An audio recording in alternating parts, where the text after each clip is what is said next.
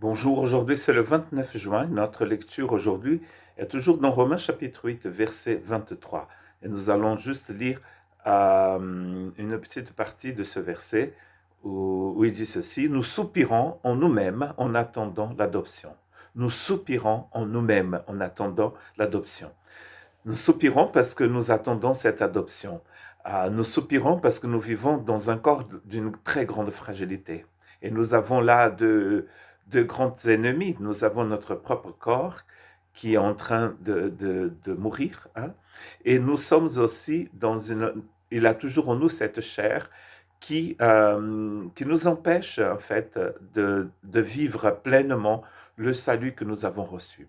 Comme Paul dit dans ce verset que nous avons reçu les prémices de l'Esprit, cet esprit que nous avons reçu n'est pas incomplet, n'est-ce pas? Je pense que vous avez compris. L'esprit n'est pas incomplet.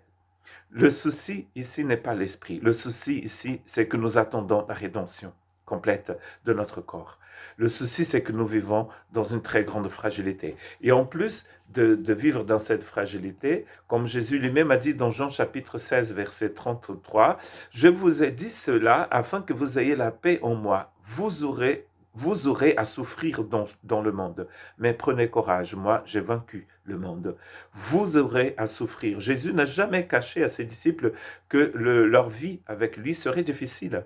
Et d'ailleurs, c'est Jésus lui-même qui va dire à ses disciples qu'ils seraient persécutés, ils seraient chassés des synagogues, ils seraient persécutés, et les plus grands ennemis d'un homme qui le suivait, seraient les gens de la propre famille.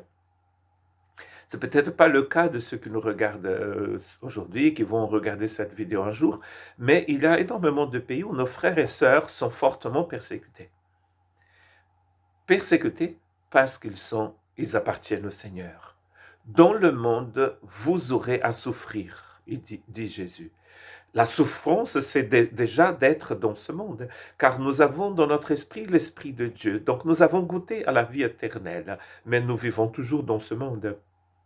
Et cela, c'est une souffrance en soi, n'est-ce pas? La persécution, c'est une souffrance. La maladie, c'est une souffrance.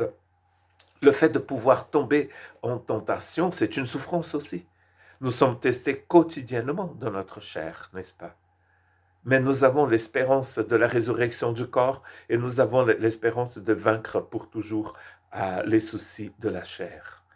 Dans 2 Corinthiens chapitre 5 verset 2, il dit ceci: « Et nous gémissons dans cette tente, avec l'ardent désir de revêtir notre domicile céleste. » Nous gémissons dans la tente. Ce corps, il appelle une tente.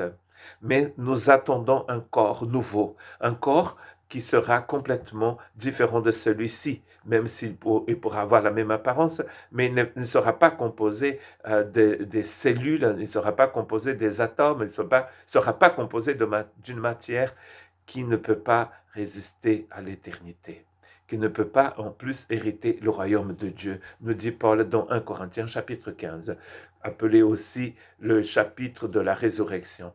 Et donc, en fait, dans un autre texte de Paul, dans 2 Corinthiens 4, Paul va dire que à nous, notre corps, il sera de plus en plus faible, mais nous gardons l'espérance.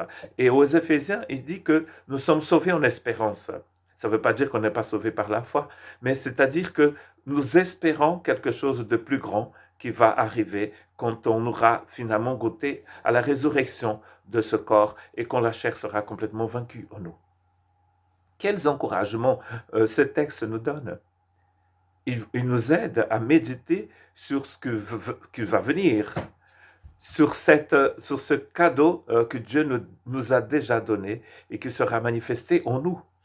Quand il parle justement de la situation présente des chrétiens, il dit aussi que tout attend la manifestation de la gloire de Dieu dans les enfants de Dieu. Mais pour l'instant, nous souffrons. Il y a la persécution, il y a la faiblesse qui habite dans ce corps. Nous sommes sujets à périr à cause d'un virus, par exemple. Tout cela, c'est beaucoup de souffrance. Nous souffrons aussi parce que nous voyons ceux que nous aimons partir, n'est-ce pas? Mais nous vivons dans cette espérance que le Saint-Esprit nous donne. Car nous allons voir par la suite qu'il n'y a pas que nous. que soupirons. Le Saint-Esprit aussi soupire avec nous. Car nous sommes dans un genre de parenthèse ici, où nous sommes bien sûr la lumière du monde et le sel de la terre, mais nous attendons quelque chose d'incroyable, de super bien, où il n'y aura plus de larmes, nous dit Apocalypse. Il n'y aura plus de larmes, il n'y aura plus de cris, il n'y aura plus de douleur, car ces choses seront du passé. Mais pour l'instant, nous gémissons. Et je pense que c'est très important que nous le faisions, d'ailleurs, parce que ça montre que nous ne sommes pas contents de la situation actuelle. Nous n'acceptons pas cette situation et du coup nous gémissons en attendant la rédemption de notre corps et notre salut complet en Jésus-Christ. Que Dieu vous bénisse.